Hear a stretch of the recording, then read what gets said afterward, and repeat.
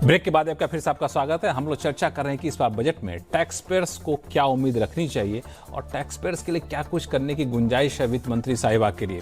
तो ब्रेक पे जाने से पहले सबसे ज़्यादा चर्चा इस बात को लेकर हुई कि इनकम टैक्स में कोई राहत मिलेगी कि नहीं मिलेगी। हालांकि दोनों मेहमान हमारे साथ बने हुए हैं, गौरी चड्ढा और शरद कोहली साहब, दोनों लोगों की राय अलग अलग दिखी कि शायद इस बार बहुत उम्मीद ना करनी चाहिए क्योंकि पिछली बार हुआ था। एक चीज़ जो हम लोग छूट गया था चर्चा करना, वो था आपको डिविडेंड टैक्स को लेकर के। चूँकि शेयर मार्केट के लोग डिविडेंड टैक्स बड़ा चुभता है, तो अभी के हालात में जो भी राहत मिल जाए शेयर मार्केट के इन्वेस्टर्स के लिए, ट्रेडर के लिए, तो बड़ी बात है।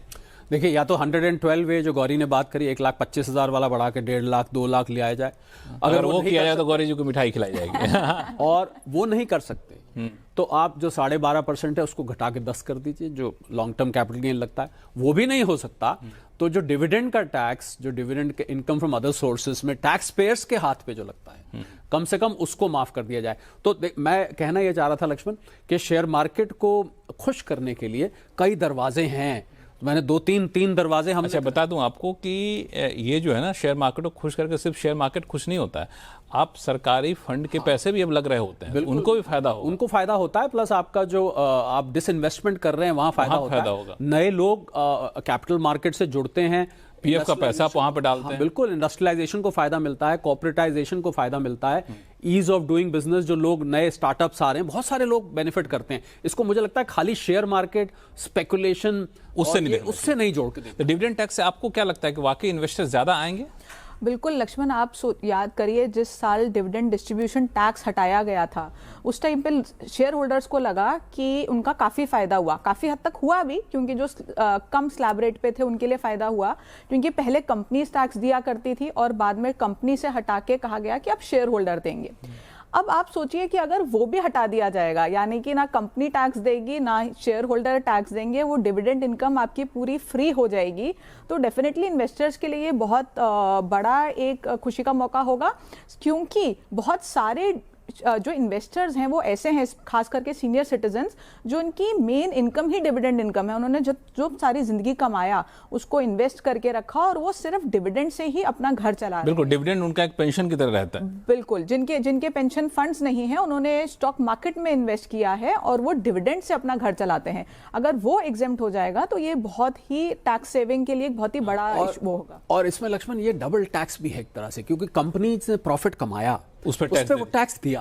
अब कंपनी ने प्रॉफिट अपने शेयर होल्डर्स को बांटा जिस पर टैक्स दिया हुआ है, तो ये डबल टैक्सेशन देखते हुए मुझे लगता है कि डिविडेंड पे हटाना कोई बहुत ज्यादा अनजस्ट नहीं। और उस डिविडेंड के पैसे से हम कहीं खर्च करें तो वहां जीएसटी तो लेंगे। अरे वो तो फिर अभी सिलसिला चलता रहता है। तो चलिए, ये एक बड़े अच्छी बात निकल कर सामने आई कि शायद वित्त मंत्री साहिबा सुन रही हम लोगों की बातों को। डिविडेंड टैक्स में आपकी बात तो सुनती नहीं, आप लोगों की बात ज्यादा अच्छे सुनी जाएगी। एक चीज और है, चूंकि जब से मैंने इनकम टैक्स को जाना है, समझा है, तब से हमेशा से रहा था कि होम लोन ले लो जो टैक्स में बेनिफिट मिल जाएगा, होम लोन ले लो जो टैक्स में बेनिफिट मिल जाएगा। लेकिन new tax old tax regime के चक्कर में ये मामला खत्म हो गया न्यू टैक्स रेजिम में। गौरी, ये कितना संभव है कि होम लोन वाला डिडक्शन कम से कम यहाँ तो दे दीजिए, क्योंकि इससे पूरे सिर्फ टैक्स पेयर को फायदा नहीं होगा, ये पूरे रियल एस्टेट सेक्टर को फायदा होगा, रियल एस्टेट की वजह से उसके जो दूसरे कंसर्न सेक्टर उसको फायदा होगा।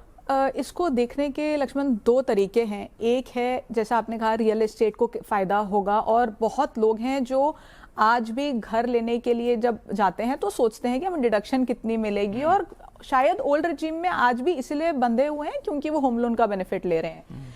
लेकिन इसी के साथ साथ अगर हम देखें कि हम न्यू रेजिम की बात करें और एक तरफ हम ये कहना चाह रहे हैं कि ओल्ड रेजिम को तो हटा ही देना चाहिए क्योंकि वो बहुत कॉम्प्लिकेटेड है। और इस साल तो इतने नोटिसेस आए हैं, जितने लोगों ने ओल्ड रेजिम ऑप्ट की है, चाहे उन्होंने लोन का ईएमआई का बेनिफिट लिया है या एटीसी का, एटीजी का, बहुत नोटिसेस आए हैं। तो मुझे लगता है कि अगर वो धीरे धीरे फेड आउट हो रही है तो आपको जो 24 सेक्शन का बेनिफिट है वो यहाँ नहीं देना चाहिए, क्योंकि इससे ओल्ड और न्यू में खास फर्क नहीं रह जाएगा। अगर धीरे धीरे करके एक एक डिडक्शन हम न्यू में इंट्रोड्यूस करते रहेंगे तो न्यू और ओल्ड में ज़्यादा फर्क नहीं रह जाएगा। बट जैसा आपने कहा, फायदा होगा अगर उसको न्यू रेजिम में लाया जाएगा, तो बहुत सारे जो घर खरीदना चाहते हैं लोग उनको फायदा होगा और रियल एस्टेट सेक्टर को बहुत बूस्ट मिलेगा। बट फीजिबल बहुत ज़्यादा मुझे नहीं लग रहा है। कोहली साहब, मुझे लगता है कि आना चाहिए लक्ष्मण, क्योंकि घर ऐसी जरूरत है जो कि हर किसी को है। और सरकार भी देखिए, प्रधानमंत्री आवास योजना है, हालांकि उसका इससे कोई लेना देना नहीं है, वो गरीबों के लिए। आप गरीबों के लिए बनाते हैं, मध्यम वर्ग के लिए कुछ देंगे ना। पर मिडिल क्लास जो है वो भी घर खरीदना चाहती है। उनको तो इंटरेस्ट सबवेंशन कहीं है कहीं नहीं है। मुझे लगता है ये एक बहुत बड़ा बेनिफिट था, तो इसको न्यू रेजिम ओल्ड रेजिम के चश्मे से नहीं देखना चाहिए। ये थोड़ा उससे ऊपर हटके आप चैप्टर 6 से की सेक्शन 80 की जो बेनिफिट्स है उनको हटा लीजिए। पर ये तो एक बार मिलती है साल में 1.5-2 लाख रुपए की जो भी मिलती है, जितना भी आप रखना चाहते हैं एक रख देना चाहिए। अगर आपने लोन लिया है जेन्युइनली तो मुझे लगता है वो मिलना चाहिए चाहे हाँ। लेकिन यही कि रिडक्शन वाला जो फॉर्मूला था कि न्यू रेजिम में कोई रिडक्शन नहीं रखेंगे, तो इस फॉर्मूले के तहत गौरी का मानना है कि शायद ना हो, लेकिन मिलना। आप देखें ना, एनपीएस भी तो रखा ना, हाँ। क्योंकि national pension system social security का मैटर, तो घर भी तो बिल्कुल घर भी सोशल प्रकार कैटेगरी। चलिए आपके भाई आपका लॉजिक खारिज हो गया। एक चीज और है, चूंकि शो का समय खत्म हो रहा है, टीडीएस और टीसीएस के रैशनलाइजेशन को लेकर काफी चर्चा चल रही थी। न्यू इनकम टैक्स कानून जो आए उसमें भी इसको लेकर प्रावधान किया गया। इसमें और कुछ गुंजाइश बनती है, चूंकि बड़े पेनफुल होता है। बहुत गुंजाइश है लक्ष्मण, इसमें इतने सारे रेट्स हैं अलग अलग पेमेंट्स पे। सैलरी पे तो खैर चलिए स्लैब से जाता है, कॉन्ट्रैक्टर्स पे कुछ है, प्रोफेशनल्स पे कुछ और है, रेंट पर कुछ और है।